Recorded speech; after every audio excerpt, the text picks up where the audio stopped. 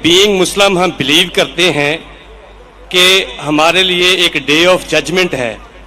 اس دن ہر کسی کا نامہ اعمال اس کے ہاتھ میں دیا جائے گا اور یہ ڈکلیئر ہوگا کہ who is right and who is wrong, who deserve جنہ اینڈ ہو ڈیزرو جہنم. لیکن قبر میں پھر جزا اور سزا کا جو معاملہ ہے، قبر میں عذاب کیوں ہونا ہے before the day of judgment? ابھی رزلٹ ڈکلیئر ہونا ہے قیامت کے دن، تو قبر میں عذاب پھر کیوں ہونا ہے؟ اگر کوئی گناہ گار ہے تو قبر جنت کے بغیچے میں بغیچہ کیوں ہے؟ یہ پہلے کیوں ڈکلیئر ہوتا ہے؟ جزاکم اللہ خیر. بھائی صاحب نے سوال کیا ہے کہ یوم القیامہ میں ہر ایک کو پتہ لگے گا انہوں نے کیا گناہ کیے، کیا اچھا کام کیے، کیا وہ جنت میں جائیں گے جہنم میں جائیں گے. تو یہ قبر کے عذاب کیوں؟ میں اس کی مثال دوں گا.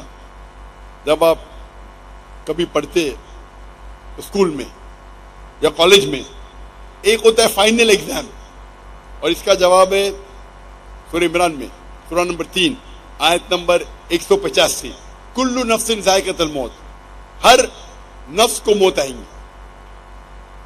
فائنل ریکمپنس، جو فائنل ریکمپنس وہ ہوئے گا یوم القیامہ میں، آن دا ڈے آف ججمنٹ. اگر کوئی شخص جہنم کی آگ سے بچ جاتا ہے اور جنت میں جاتا ہے وہ سفلتا پاتا ہے، نہیں تو یہ دنیا ایک کھیل ہے. تو آیت میں صاف ذکر ہے کل نفس ذائقۃ الموت، ہر نفس موت کو چکیں گی، اور فائنل حساب کتاب ہوگا یوم القیامہ پہ. اور جو انسان جہنم کی آگ سے بچے گا اور جنت میں جائے گا وہ سفلتا پائے گا، نہیں تو یہ دنیا ایک کھیل ہے. مطلب ٹوٹل فائنل حساب کتاب آخرت میں. جس طریقے سے ہم جب کالج جاتے ہیں، اسکول جاتے ہیں، ہم پڑھتے ہیں، ایک ہوتا ہے فائنل ایگزام، ایک ہوتا ہے ٹرمینل ایگزام. برابر ٹرمینل ایگزام ہوتا ہے کہ نہیں؟ کچھ ہوتا ہے ویکلی ٹیسٹ.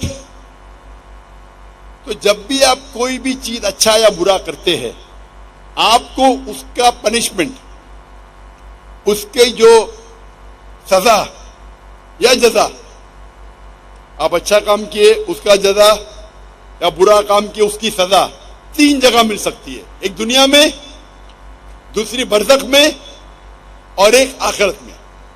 3.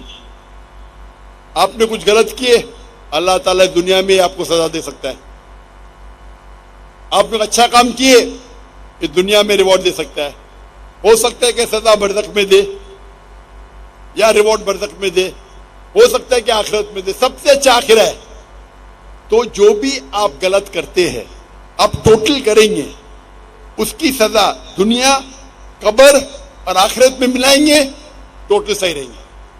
کوئی بھی اچھا کام کریں گے اس کا ریوارڈ دنیا میں مل سکتا ہے، آخرت میں، قبر میں اور آخرت میں. اسی لیے اللہ کے رسول فرماتے ہیں جو بھی غیر مسلم ہیں وہ جو بھی اچھائی کرتے اس کو دنیا میں اس کا ریوارڈ مل جاتا ہے. ایک مشرک ہے جو شرک کرتا ہے وہ جنت میں نہیں جائے گا. اچھے کام کرتا ہے دنیا میں اس کی ریوارڈ مل جاتا ہے، تو وہ آخرت میں اللہ سے کمپلین نہیں کر سکے گا مجھے تو انعام ملا نہیں. مثال کے طور پہ مدر ٹریسا، اس کو بڑے بڑے ایوارڈ ملے، اچھا کام کی. تو آخرت میں اللہ تعالیٰ بولے گا تم نے اچھا کام کیے، تم کو شہرت مل گئی، تم کو پورا ریوارڈ دنیا میں ملا. جو غلط کام کیے ہو سکتا ہے کہ تھوڑی سزا یہاں نہیں بھی ملے. کتنے لوگ ہیں جو بڑے بڑے اسمگلر ہے، ڈاکو ہے، اپنی زندگی اچھے عیش و آرام سے دنیا میں بتاتے ہیں. اللہ تعالیٰ بولا چلو تم کو سزا یہاں نہیں دوں گا، قبر میں دوں گا اور آخرت میں دوں گا، یا صرف آخرت میں دوں گا. تو وہ سمجھتا ہے کہ ارے میں تو بہت تیر مارا،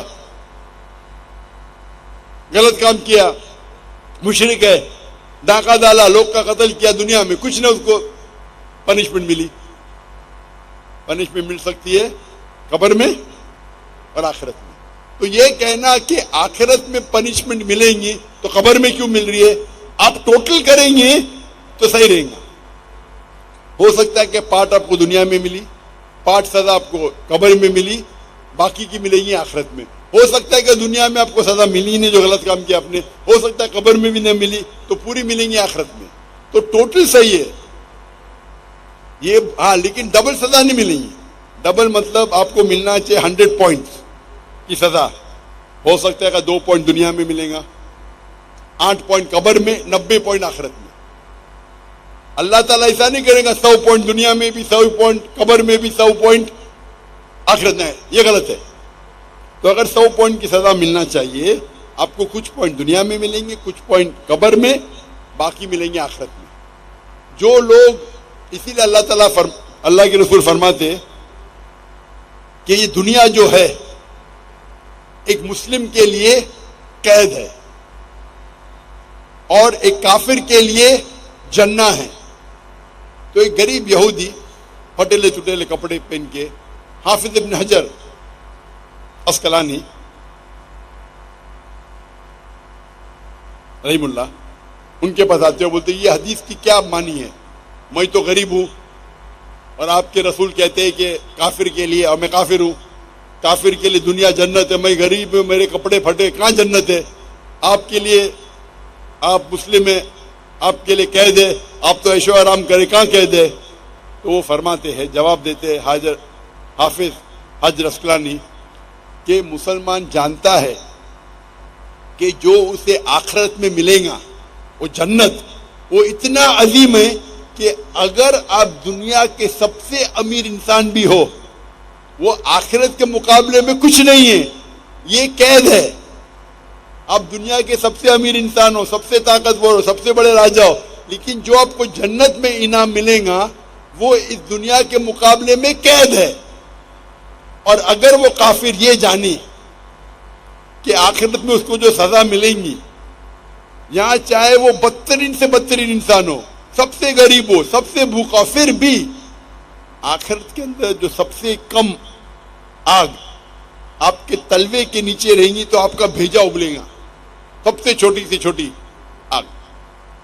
تو اگر آپ کو پتا چلے گا کہ کیا آپ کو پنشمنٹ, سزا ملیں گی آخرت میں, اس دنیا میں آپ سب سے بدترین انسان بھی رہیں گے, پھر بھی آپ کے لیے جنت ہے, تو یہ تشریح اس کی.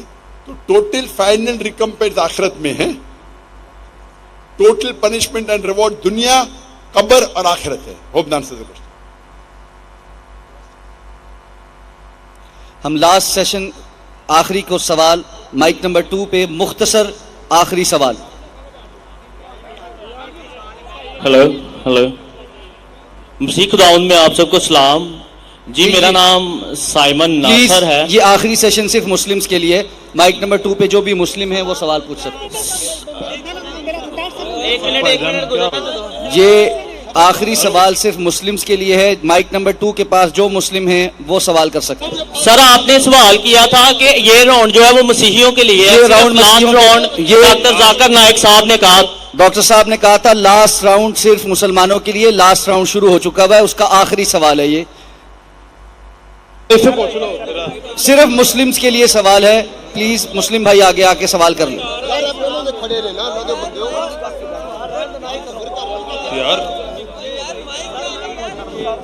سر میں مسلم ہوں, میں بھی مسلم ہوں, مجھے ایک سلام پہنچانا ہے. بھائی سوال کرنے والا بھائی آگے ہے, سلام پہنچانے والا بھائی آگے نہ آئے. ایک سلام, میرا سوال ہے. ایک سلام پہنچانا ہے. جی السلام علیکم, میرا نام حیدر گلفام ہے اور میں دین حق کا طالب علم ہوں. میرا ڈاکٹر صاحب سے مختصر سوال یہ ہے کہ آج کے دور میں بہترین جہاد کون سا ہے؟ ایک سلام پہنچانا ہے. مائک بند کر دیجئے. جی مائک بند کر دیجئے. جیسے میں نے کہا تھا کہ آخری راؤنڈ صرف مسلمانوں کے ہوں گا, اور جو سوال پوچھنا چاہتے تھے اس نے پوچھ چکا تھا, سائمن پہلے سوال پوچھ چکا ہے تو اس کو موقع دیا گیا ہے, اور اکثر سوالات غیر مسلم نے پوچھے, تو یہ آخری راؤنڈ ہے اور یہ آخری سوال ہے. بھائی صاحب نے پوچھا کہ آج کی تاریخ میں سب سے بہترین جہاد کیا ہے. آج کی تاریخ میں سب سے ہم دیکھتے ہیں معاشرے میں, ہمارے معاشرے میں ٹیکنالوجی بڑھ چکی ہے, سوشل میڈیا آ چکا ہے, کئی فتنے آ چکے, سب سے بہترین جہاد ہے جہاد اپنے نفس کے ساتھ. اپنی نفس کے ساتھ جہاد کرنا ایک عظیم جہاد ہے. ہم دیکھتے ہیں کہ ٹیکنالوجی بڑھ رہی ہے, سائنس بڑھ رہی ہے, کتنے چیزیں ہم کو سوشل میڈیا پہ آ رہی ہے, اور کئی بار مسلمان بھٹکتے ہیں اور قرآن اور حدیث پہ عمل نہیں کرتے. ہمارا جہاد ہونا چاہیے کہ ہم قرآن اور مجید کے نزدیک آئے, قرآن اور مجید کے تعلیمات پہ عمل کرے. تو میرے نزدیک آج کی تاریخ میں سب سے بہترین جہاد یہ ہے کہ قرآن اور مجید کے تعلیمات پہ عمل کرے. قرآن کو ترجمے سے پڑھیے, حدیث کو پڑھیے اور اس پہ عمل کریے. انشاءاللہ مسلمان پھر سے دنیا کے چوٹی پہ پہنچیں گا. آج کی حالت میں مسلمان کو لوگ نیچے دیکھتے ہیں, فٹ بال کی طرح لات مارتے ہیں, کیونکہ ہم قرآن اور حدیث سے دور ہیں.